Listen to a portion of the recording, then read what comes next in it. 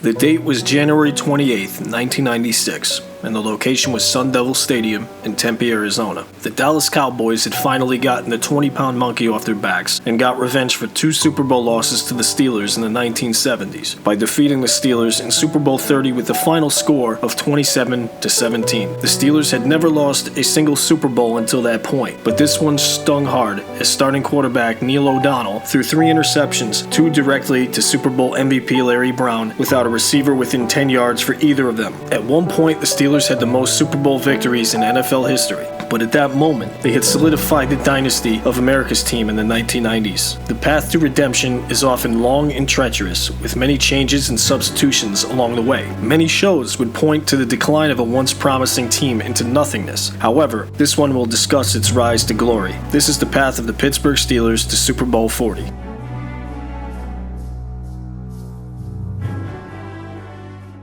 When teams lose in the Super Bowl, they usually fall off or have some sort of Super Bowl losers hangover. This was not the case with the Pittsburgh Steelers, who would only have a losing record 3 times in 10 years. They would be among the most consistent franchises in the NFL during that time, with their strong defensive mindset put forward by their head coach Bill Cowher and defensive coordinator Dick LeBeau. 1996 would also be the year that the Steelers would trade for their longest tenured player during this 10-year span. They would land a man nicknamed the Bus, also known as Jerome Bettis, from the St. Louis Rams for a 2nd-round pick in 1996 and a 4th-round pick in 1997. The Rams would trade Bettis in order to draft Nebraska running back Lawrence Phillips, a player that would find himself out of the NFL in 4 seasons for off-the-field issues. Bettis was nicknamed the Bus by longtime Steelers radio color commentator Myron Cope because of his size, his ability to carry multiple defenders on his back, and as Cope put it, he kinda looks like a bus in the black and gold Steelers uniforms. Jerome Bettis, he is sure the real thing, he ain't no how to let it. Oh, Jerome Bettis! Defenders didn't want to tackle him because he would hit them like a semi and would tire defenses out in pressure situations. Really, his only issue was fumbling the football, which he did a lot in his first couple seasons in Pittsburgh, but he made up for those fumbles by getting the tough yards with no fear.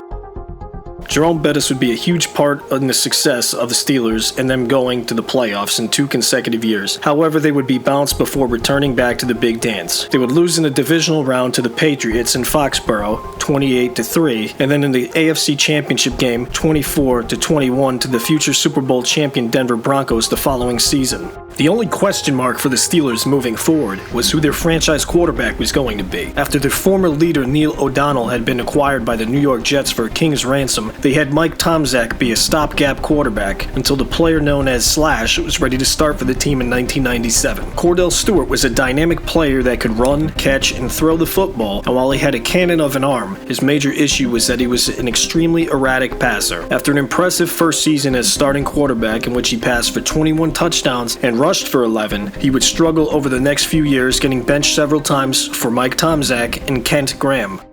After 3 years of not making the playoffs, the Pittsburgh Steelers would have one of their best seasons, going 13-3 in 2001. Cordell Stewart would throw for over 3,100 yards and 14 touchdowns with over 500 rushing yards and 5 touchdowns, and would be a Pro Bowler. The Steelers would go all the way to the AFC Championship game after defeating the defending Super Bowl champion Baltimore Ravens on the back of their still very strong and consistent defense. However, they would be served the upset once again by the Patriots at Heinz Field, 24-17.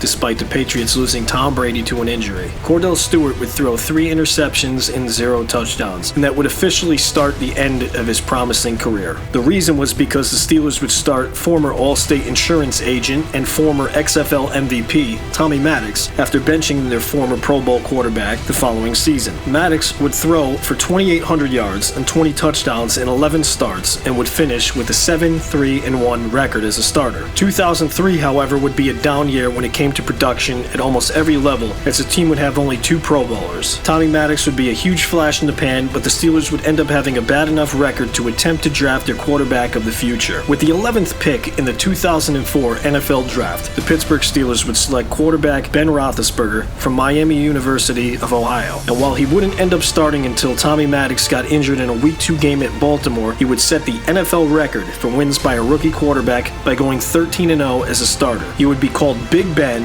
and be propelled to the #1 seed in the AFC on the back of players like Hines Ward, Jerome Bettis, and Plaxico Burress. The Steelers also had the #1 ranked defense, which was nicknamed Blitzburgh by the mainstream sports media, with their 4 defensive Pro Bowlers and 1 All-Pro in the trash-talking Joey Porter. The highlight of their season was ending the undefeated seasons of the New England Patriots and Philadelphia Eagles in consecutive weeks. The 34-20 victory over the defending Super Bowl champion Patriots had ended an NFL record 21-game winning streak. However, this was a turning point for them because the Patriots would use this loss to boost themselves to the 2nd seed in the AFC and would once again defeat the Steelers in the AFC Championship game 41-27. The loss to the Patriots in the AFC Championship game would be so gut-wrenching that Jerome Bettis thought it would be his last game. However, rookie quarterback Ben Roethlisberger would tell the veteran that next year he would get him his wish of getting a ring. The 2005 NFL season would be a disappointment for the Steelers in the regular season record-wise, dropping to an 11-5 record after going 15-1 in 2004. But even worse was the fact they would lose 2 offensive leaders in Jerome Bettis during the preseason, and quarterback Ben Roethlisberger would be lost in Week 5 during a win against the Chargers and wouldn't be back to full health for another month. In their place, the Steelers would run through second-year running back Fast Willie Parker, who would end the season with 1,200 rushing yards and 4 touchdowns. The heart and soul of the team would be trash-talking outside linebacker Joey Porter, who made sure that he always got the last word. Finally, third-year safety Troy Polamalu would command the defensive backfield and would make acrobatic jumps for interceptions and make people think to themselves, did he just do that? The low point of the season were 3 consecutive losses to the Ravens, Colts, and Bengals, which exposed not only the offense but the defense as well. Ben Roethlisberger also didn't do the team many favors as he was still healing from his leg injury. Head coach Bill Cowher really challenged his players to blame themselves and not others. It really paid off as the team wouldn't lose again during the season, and the defense was on top of their game. That 4-game winning streak to close out the regular season and clinch a playoff berth began with a 21-9 victory over the Chicago Bears in a snowy Heinz Field. This would be the final 100-yard rushing game by Jerome Bettis, who also rushed for 2 touchdowns, including a short yardage run over Bears linebacker Brian Urlacher for the score. The Steelers would enter the 2005 playoffs as the 6th seed in the AFC,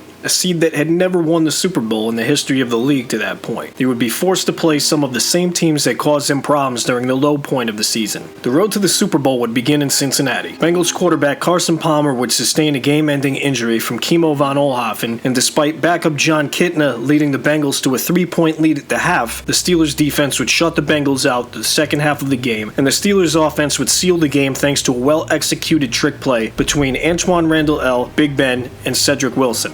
Now he's going to toss it back to Roethlisberger. Touchdown. Wide open down the field. It's Wilson, and the Steelers have a double-digit lead. The next stop would be a rematch in Indianapolis against the heavily favored Colts, who led the NFL with a 14-2 record. The Steelers would come out firing out of the gate, shocking the Colts by getting out to a 14-0 lead in the first quarter.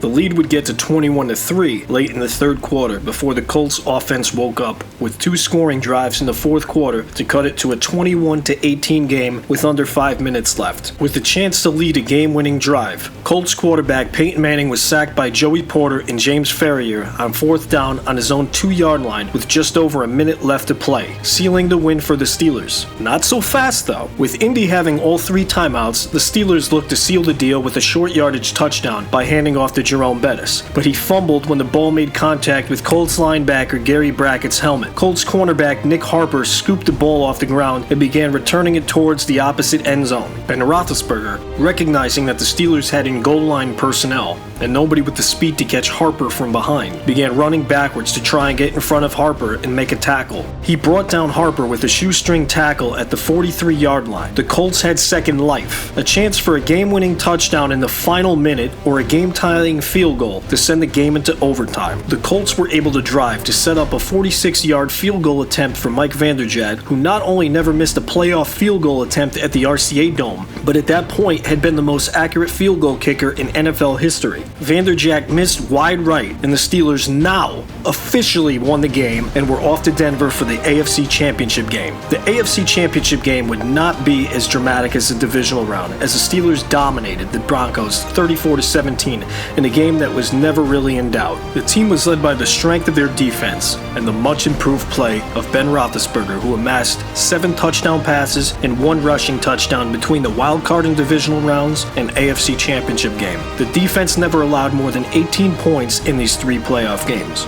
Jerome Bettis would also score a touchdown in each one of these games. After 10 years, the Steelers were finally going back to the Super Bowl. Jerome Bettis would get his wish. He would lead his team to the Super Bowl in his hometown of Detroit, Michigan. Before the game, he would receive a key to the city, which was a great honor for the man. Super Bowl 40 would be one of the most controversial Super Bowls in the history of the big game. While Ben Roethlisberger would have a very poor statistical performance, he received some help from former college quarterback Antoine Randall L. on a deep pass on a gadget play to Super Bowl MVP Hines Ward. Randall L. Touchdown to Hines Ward. As well as Willie Parker, who would score the longest rushing touchdown in Super Bowl history at 75 yards. They call him Fast Willie Parker, and Fast Willie Parker has just gone 75 yards for a touchdown.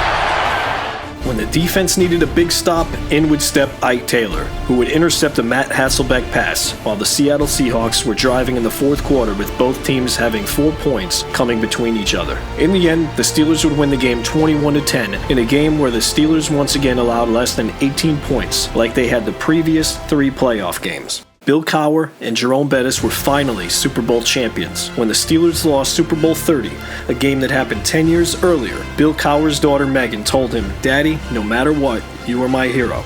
10 years later, her father would be a Super Bowl championship winning head coach, and she would tell him, "We are world champions, Dad," which still gets Bill choked up to this day. 10 years previously, the Steelers were a team that helped kickstart an America's team dynasty in the 1990s, and then they became the lowest seeded team ever to win the Super Bowl. They did this all with the odds stacked against them, stopping league MVP Shaun Alexander from getting 100 rushing yards and never having a single home playoff game.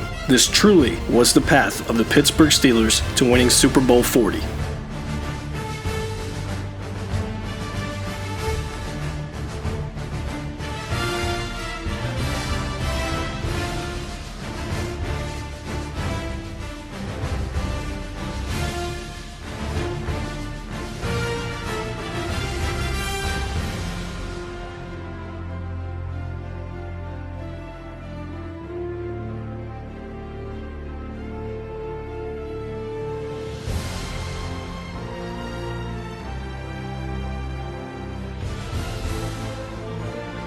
Thank you for watching the path of the Steelers to Super Bowl 40.